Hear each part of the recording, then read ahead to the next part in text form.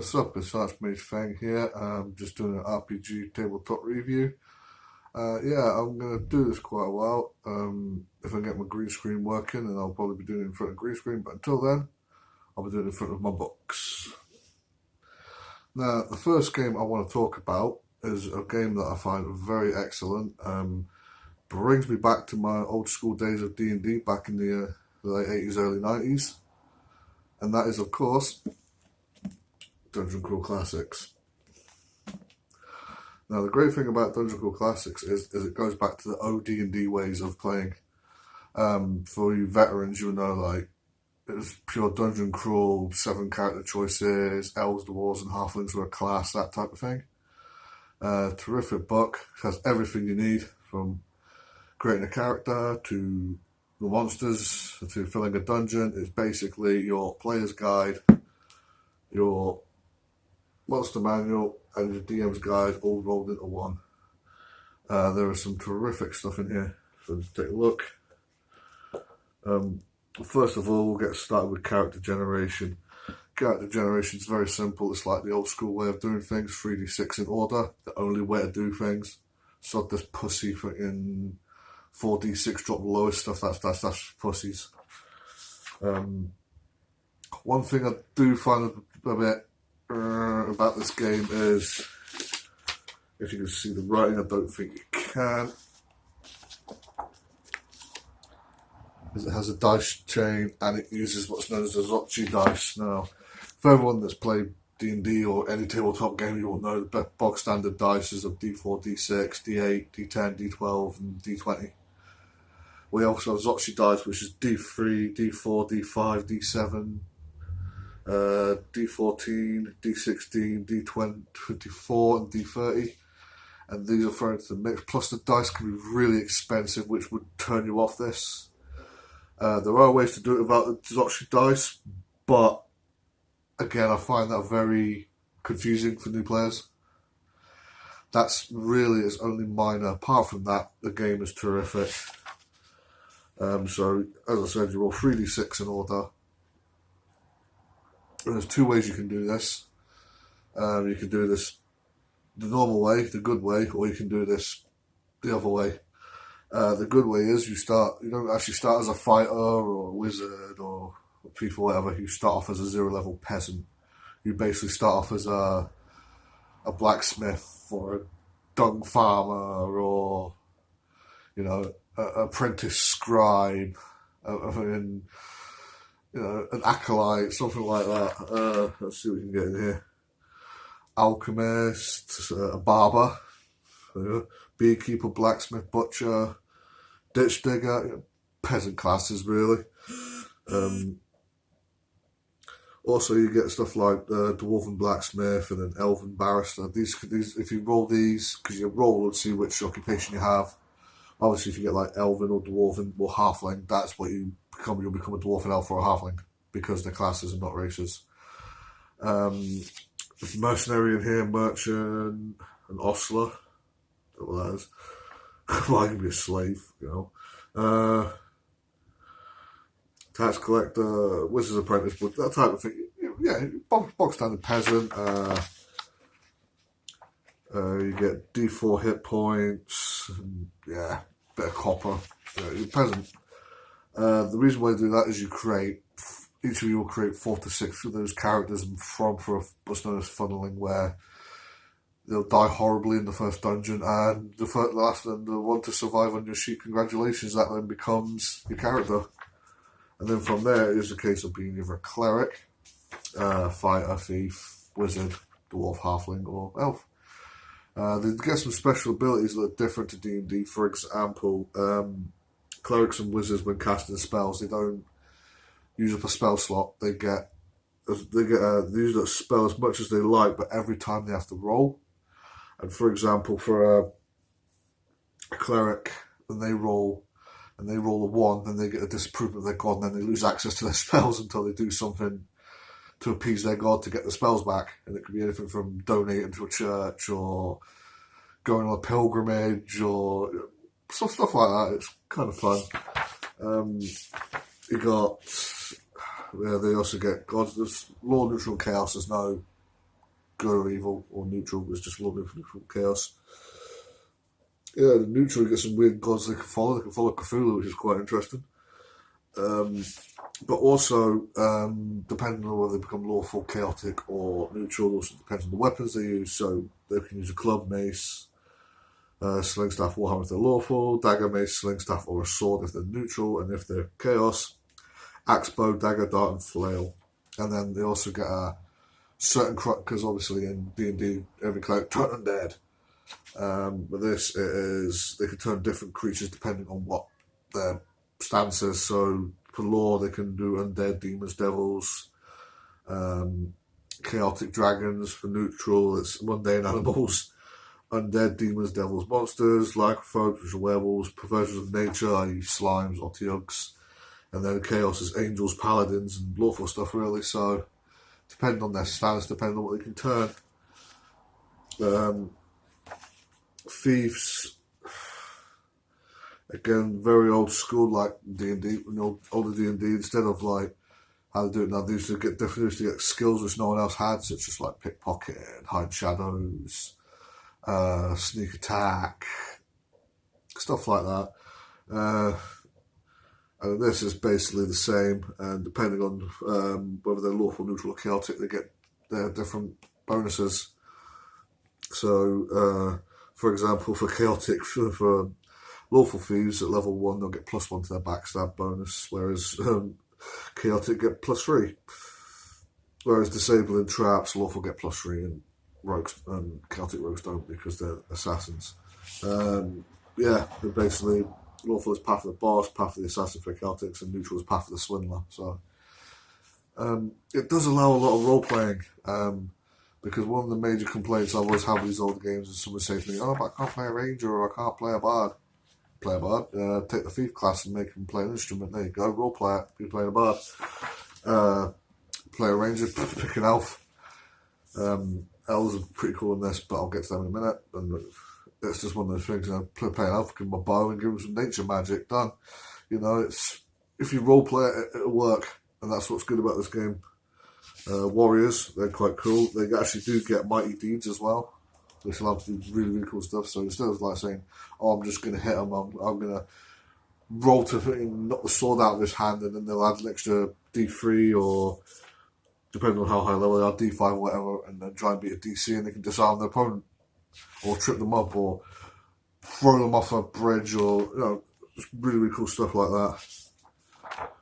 Obviously, warriors get titles depending on depends on their stance and their level. So at level 1, Squire, Bandit, Wildling, and then at level 5 is Paladin, Weaver, Chieftain. Wizards are really good in this.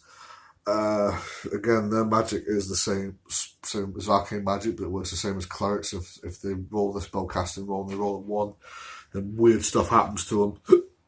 Start like growing tentacles and getting third eyes and sneezing feathers and turning blue, like wild magic in D&D, but a bit more, shall we say, deadlier. Also to note about magic in this, sorry, I'm jumping from bit to bit. Basically, when you roll your spell casting, the higher you roll, the more powerful the magic becomes when you cast it. So, for example, if I can find magic missile in here, just as a point.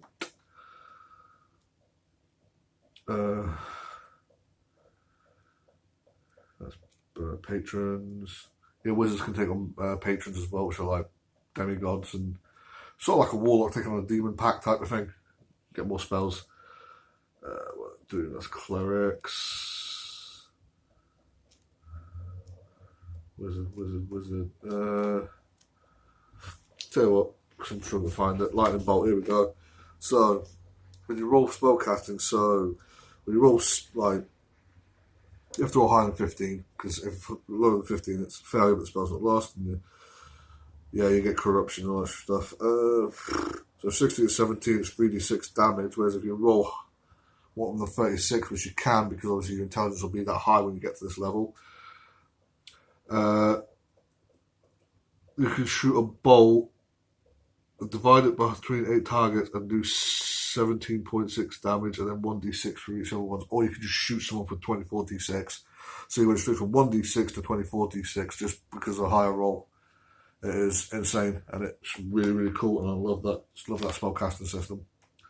I wish they would put it in D&D, honestly. So let's go back to the classes. So we've got elves, dwarves. See, because dwarves and stuff like that are a class in this, as I've explained, but they have like special stuff. So, for example, the deed of arms, which is not as good as the fighters or warriors. They also have the sword and board ability, which is cool. So they'll roll a d20 to attack as normal with their axe or sword. But then you also get the d16 to hit with the shield as well. So they get 2 attacks. It's kind of cool. What else do they get?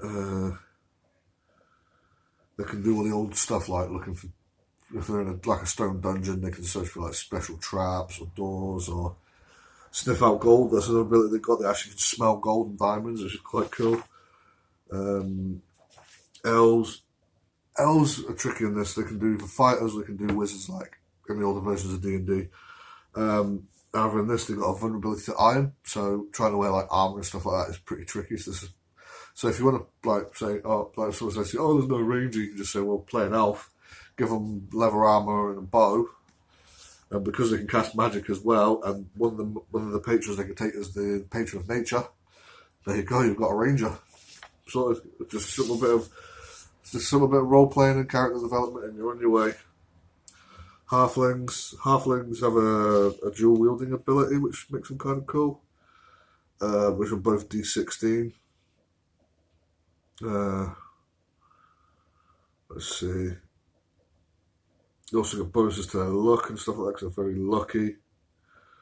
So yeah, that is your classes. Like I say, some classes very simple, but as I say, you can mix and match them to play whatever type of character you want. I'll just give you 2 examples of you can play a bard and a ranger, and they're not even in the book. So, just pick what you can pick. Skill checks, there's no skill checks in this, except, well, rogues get like skills and stuff like that, but say you want like a perception check, it's just based off of wisdom, really. Well, let's knock down a door, strength. I want to do something acrobatically. It's just based off your stat, really. That'll be your weapons and armor, combat, which is, oh yeah, one of the things I love about this, I actually like a lot about this, but this is another thing, is the critical hit tables. You've got a fumble table, so if you roll a 1, you get different, and you roll a d16, I think it is, or let's have a look. Oh, it's based off your armour. And obviously the heavier the armour, so if you're wearing plate, you have to roll like a d16, whereas if you're wearing like leather, it's d4. And then obviously your luck can lower it as well. And then you can do really, really crazy stuff when you fumble. So 0 or less, you miss wildly, but miraculously cause no damage. To 15, you also manage to wound yourself taking normal damage. That's cool. But then you get also the critical hit table, and this is also based on your class. So wizards, I believe, get crit table 1, which is which is less. I'll explain. Because crit table 1 to 5, and 1's like the lowest of the lowest crit table. So the most you'll do is a lucky bow does bow skull, 2d6 damage extra. If the foe has no helm, he suffers a permanent loss of 1d4 intelligence, which isn't bad. Whereas if you go to the fighters, 28 blow destroys spinal column. You can paralyze them basically. And then when you get to level 5, which is level 5 plus, you can just kill them. You can just kill them outright if you roll high enough on the crit table. But there's some like really, really funny stuff here. Savage attack and plus 1d6 damage. Sunder foe's weapon and shards of metal fill the air.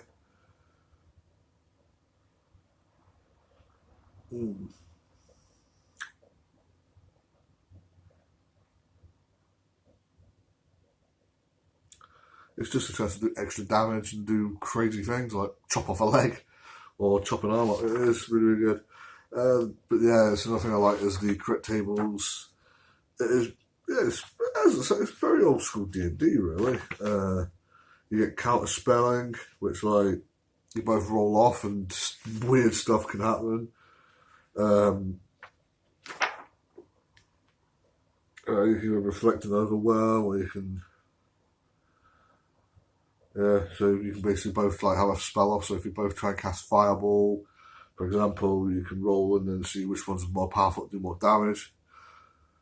But there's also on your spell check as well. So the thing called Phlogiston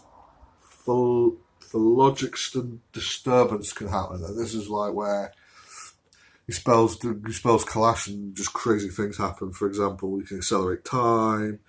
The spells merge into one. You can summon demons, rip a hole in space and time. Both suffer corruption.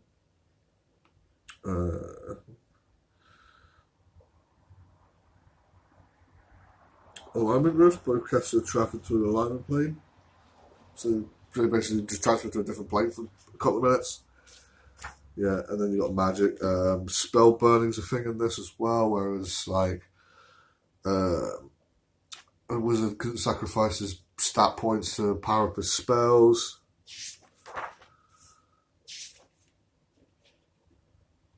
And this is basically you can either roll or just do. Well, you roll on the spellbound table, and that's what your character does to power. So, for example, wizard cuts off one of his fingertips. Ouch. Wizard starts to itch. Wizard develops an odd tick. Wizard must cut his cheeks and let the blood flow down his face. This is basically power up the spells. Yeah, let's see how spell burning works.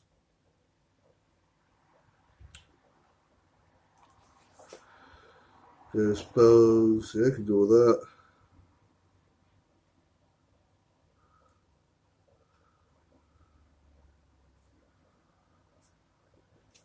Yeah, it's crazy. It's just like, well, I don't think I'm going to be able to cast a spell this high, so I'm just going to bite off a finger and, yeah, lose some points of dexterity to make it work. It's kind of messed up. And of course, each wizard spell has mercurial magic, which means to cast it, something happens. So, for example, for example, at great cost, every time the wizard casts a spell, something he knows dies. This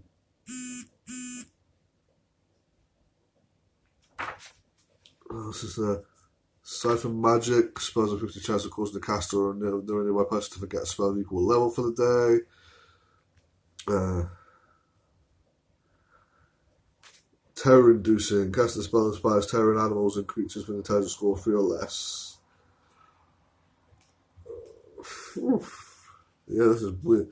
This is a good one. Every time you cast it, Hairy Magic, the wizard's head, hair, beard, eyebrows grows 1 inch every time the spell is cast. Wow, blood sweat. Casting the spell causes blood to ooze from the wizard's pores like sweat.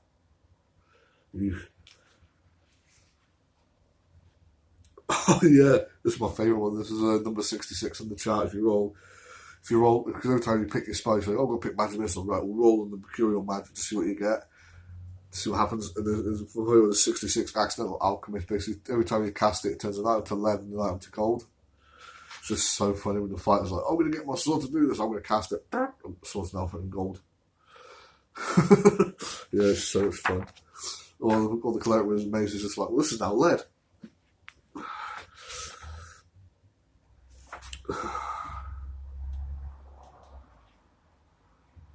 Okay, yeah, there's loads because obviously it's 1 to 100, so they roll the D100, so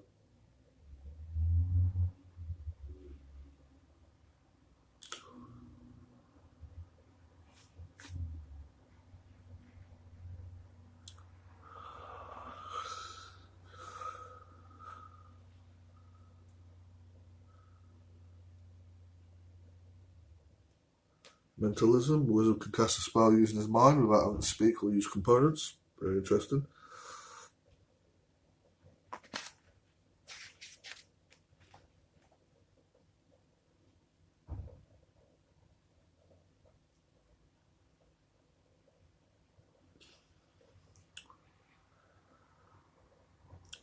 Spell killer, this is a nice one. Casting a spell steals energy from a dying world, then the spell causes the death of untold thousands. Every night following the casting of a spell, the wizard is haunted by dream communications with an ancient sorcerer king desperate to save his people. So every time you just go, magic missile, a thousand people in another world die. It's just mad. And of course you get corruption, as I explained. Minor corruption and major corruption. So minor corruption is stuff like character develops horrid pustules on his place. His pustules do not heal and impose a +1/-1 penalty to personality. Again, I forgot to mention that you get different stats. So you get strength, speed, personality, stamina, intelligence, and what are they again? So I've got the back here. So look at a character, should be a character sheet.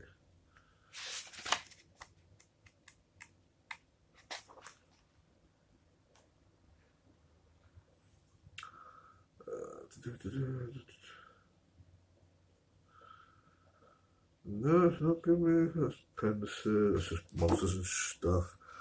Sorry about this, I'm just having a look through.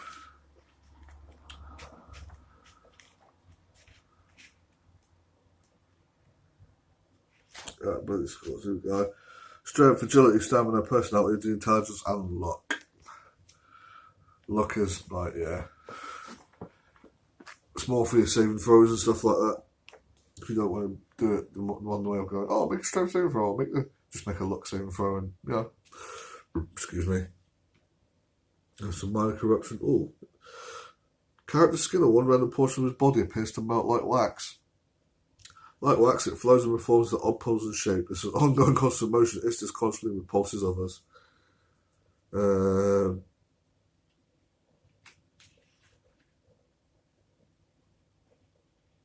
Wow.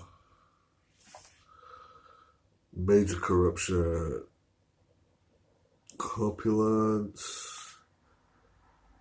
Demonic taint. Wow, you can actually have characters become like goat legs. It's not like a demon. Very interesting. Wow. To be honest, the major corruption stuff doesn't look good.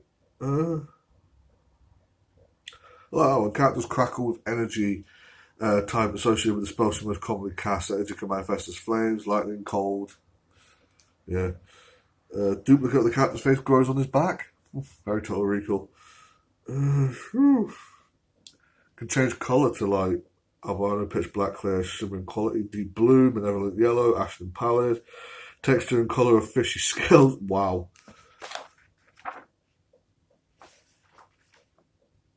Of course, you've got greater corruption. These are brilliant. Decay, there you go. Character's flesh falls off in zombie-like chunks. Character's wrap becomes bestial in the painful overnight transformation, so you got the head of a snake or a goat. Character's limbs are replaced by sucker tentacles. Small tentacles grow out the character's mouth and ears. Third eye. Finger on one hand fused while the thumb enlarges. Chubs goes into crab claw. Grow a tail. Okay. Got a beak in place of a mouth. Wolf. Yeah, and if you can see it, there you go. Wizards in the stages of corruption. So at the top there is normal. Then it just goes down and just gets worse and worse as it gets more corrupted with the magic. Yeah, being a wizard is fun though. Trust me on that. That's what makes wizard being fun actually. Spell misfire just in case. Deity disapproval. So this is the stuff that happens when a cleric gets the approval of the god. The cleric gets the approval of his deity. Finds that he quickly loses access to the extraordinary benefits of being a cleric, because obviously in this, clerics don't have... Healing's not a spell, it's an ability that they have, and they can use it as many times as they wish, but I think they can cast, one hit dice on the character per level, so a fighter's hit dice is D8 every level, so if at level 1, a cleric can heal D8 hit points, for a wizard obviously D4, so on and so forth. But they lose that ability, and I think they lose the ability to turn dead as well, unless they fulfill the task they have to do to atone, get the god's approval. The clerk, so number one, the clerk must turn for his tears. He must do nothing but utter chants and innotations for the next 10 minutes. That as soon as he's able. The clerks must increase his god's power by recruiting a new follower.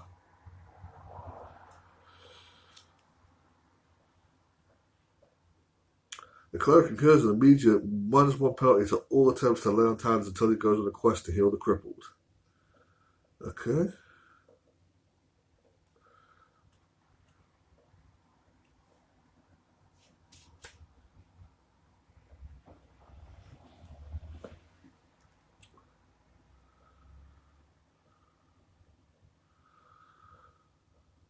Wow, the cleric loses access to 1d4 plus 1 spells randomly determined from what the character knows. These spells cannot be cast for the next 24 hours. That's brutal. The cleric's deity wishes to test whether the cleric is a man of faith or a man of the flesh. Calculate the cleric's total net worth in gold pieces, and cleric immediately incurs a permanent -4 penalty to all spell checks. The only way to remove this penalty is for the cleric to sacrifice his material possessions.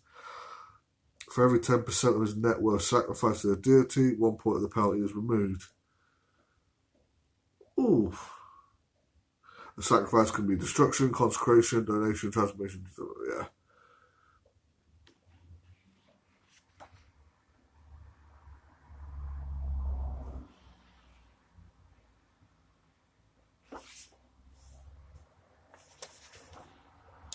That's crazy. I don't know, I lose the ability to heal for like 4 days. Oh. Yeah, these are some of the patrons you can take on. So these are patrons for the wizards. So you got, and the elves as well, because elves can cast magic. Bubble Bug Bubbles is the demon lord of frogs. As the dark Akas, demon prison stored in waste.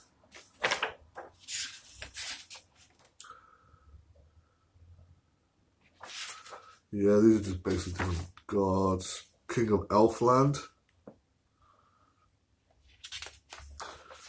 See, this is the one that would make an elf ideal if you wanted to play like a ranger type character. It's the King of the Elfland, because they have things like Forest Walk, Warhorn Elfland, Dreaming. Yeah, you got the 3 fates in here. Kind of cool.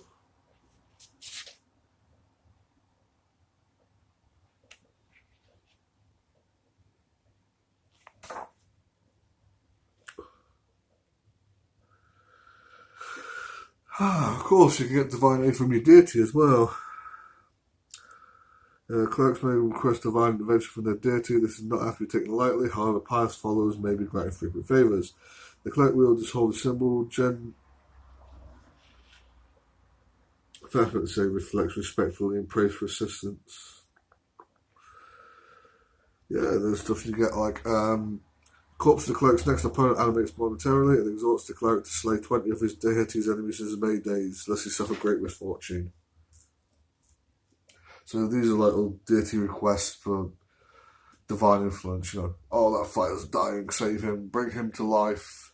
And the deity will go, okay, but you have to do this stuff. That could be,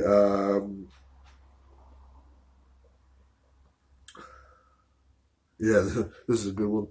While meditating in his temple, the cleric hears a voice that encourages him to ransack the temple of the deity's rival. Noting that his own prayers will henceforth go unheard until this is done. So it's basically, yeah, you know how I raised like your warrior friend last week? Yeah, I need you to go ransack the rival's temple, and if you until you do it, I'm not going to listen to you. It's kind of cool.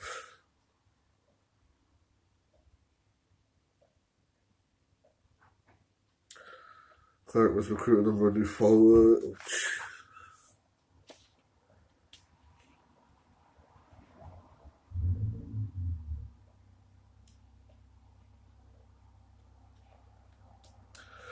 Yeah, it's kind of mad.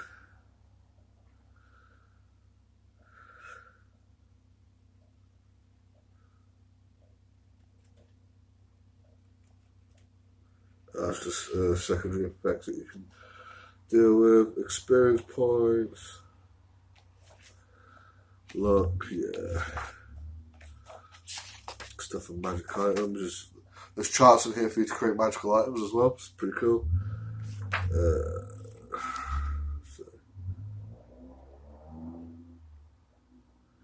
Yeah, and then you just get these are basically just all the monsters in the back that you can use to fill your dungeons with. Orcs, feral slimes. You've got men and magicians. So you've got wizards and fighters in here. And appendices. What's appendices? Oh, curses. Nice. You got different curses. Inspirational reading. Stuff to read, I suppose. Poisons. Titles to give your characters and stuff. And then, of course, you've got 2 adventures in the back. You've got Portal Under the Stars, which I have ran before and found it a really excellent adventure. Basically, I changed it up a bit because nobody wanted to play peasants, so they all played warriors and level 1 characters, so I changed it up a bit just to make it more interesting. I believe you've got a level 5 adventure in there as well. Yeah, of course, there's stuff in the back here that says, talk about the world tours. Something I would like to set up with my game group, but I haven't got around to it yet. Advertising adventures, that type of thing. With some artwork. That art is absolutely terrifically amazing. I love that art.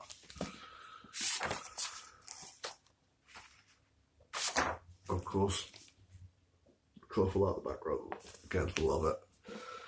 And one thing I really do like, and I think this is brilliant, this isn't the intro, is the, if I can find it, right at the beginning, is, here it is, like a little abandoned old home you enter here thing.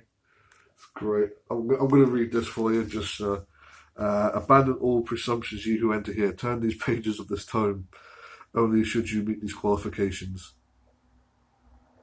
That you're a fantasy enthusiast of imaginative mind, familiar with the customs of role-playing, understand the history and significance of the elder gods Gygax and Arneson, and their cohorts Bledsaw, Holmes, Cass, Kuntz, Mensa, and Moldvay, and knowledgeable of the role of judge and the practice of adventure. That you are in possession of the implements of role-playing, namely graph paper and an assortment of polyhedrons, including not limited to D4, D6, D8, D10, D12, and D20, that you know the works of the great mage Xochi and are prepared to exercise D3, D5, D7, D14, D16, D24, D30, and D percentile. Again, not a fan of the Xochi dice. I think they could have made the game without it, but I'm not going to argue that.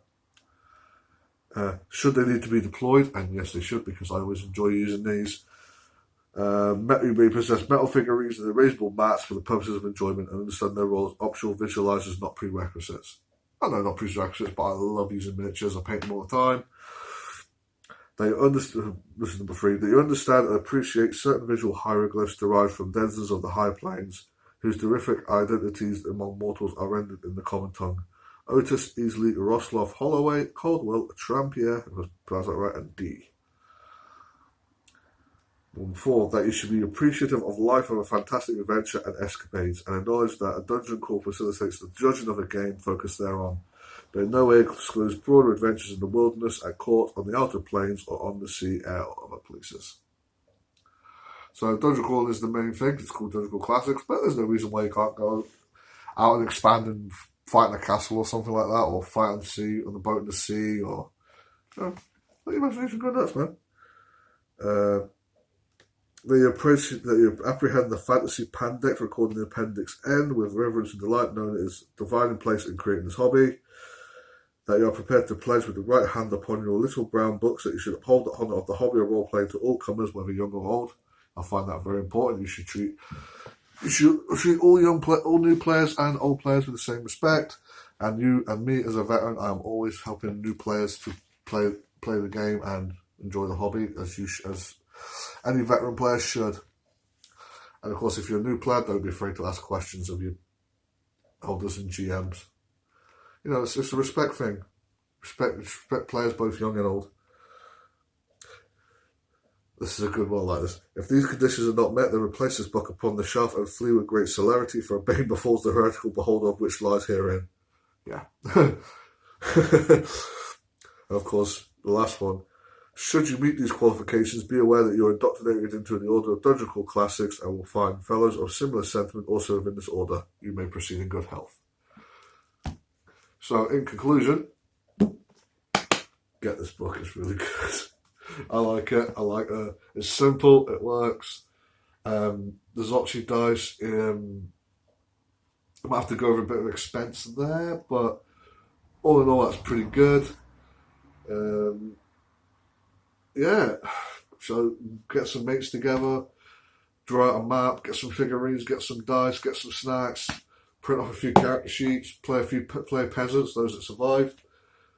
Take them on an adventure that'll last for a lifetime. This is Archmage Fang, sign off, and see you next time.